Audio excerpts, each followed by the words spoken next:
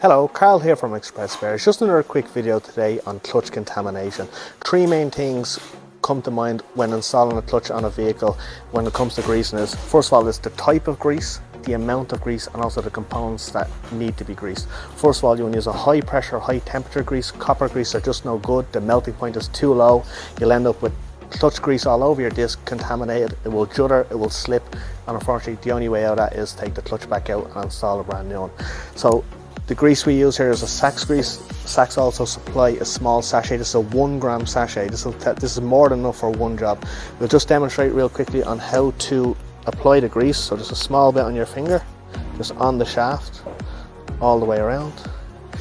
You then want to put your clutch disc on, slide it up and down, just make sure it's fully greased. Wipe off any excess. You want to apply it to your nose cone, just a light little layer, and again wipe off any extra. You don't want that spitting out all over the place.